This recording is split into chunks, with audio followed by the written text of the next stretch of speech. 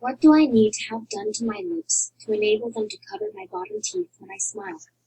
Please see the picture. My lips are quite downturned, and when I smile, they don't cover my bottom teeth properly.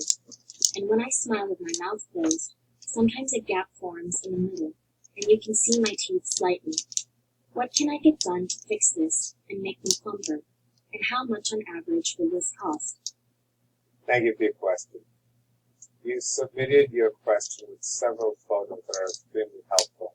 And you're asking your question basically what you can do to help improve the coverage of your teeth and the appearance of your lips, both at rest and when you are smiling, as well as when you're smiling with your lips together.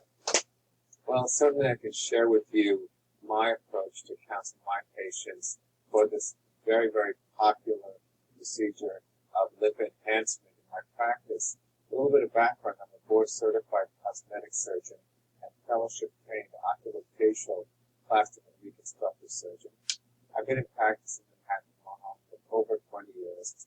Injectable fillers is a big part of my practice, and helping people with lip aesthetics is, as I mentioned earlier, extremely popular. And at the same time, people are very, very concerned about not appearing unnatural or as often as referred to as duck-like after having lip enhancement. So I think it's important to follow the simple principle of defining the problem before you define the solution. So essentially what you have observed, as demonstrated by your photos, is that when you are smiling, there's a variability between the way the lip is retracting on one side compared to the other, with an exposure of the teeth. So when you think about how to address these issues, there are basically two principal ideas or foundations of anatomy that we want to understand. One is the action of muscles on the lips. The lips are very important, and the mouth in terms of proper muscle function and action. However, you can actually manipulate that muscle function and action and create enhancement. So without giving you a full understanding of all the details of muscle anatomy, let's get specific about the way the lip retracts on one side compared to the other when you smile. And that area of retraction is reflective of the activity of the muscle. These muscles called the depressive anguli oris muscle, or DAO. And this muscle can be selectively relaxed with a neurotoxin, such as Botox, diasporic.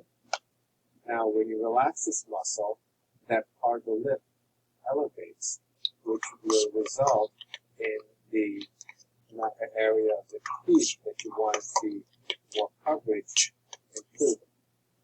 Now, of course, people are often very concerned about the Botox around the mouth with understandable basis. You don't want to have disfigurement or irregularities.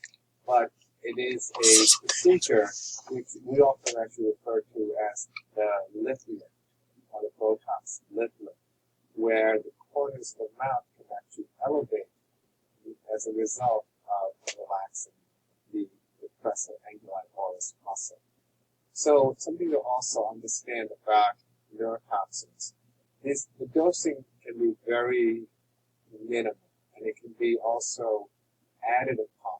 So what we generally do in our practice, although there is a pretty safe dosing range for this particular muscle, then we see our patients after 2 weeks, and we evaluate. And we do patients do actions such as showing their lower teeth to see the effect of that muscle action, and then have them smile or just see what the lips look like at rest, and you get a sense of the effectiveness of the neurotoxin. And sometimes you have to tweak a little bit and add a little bit more to get the full result.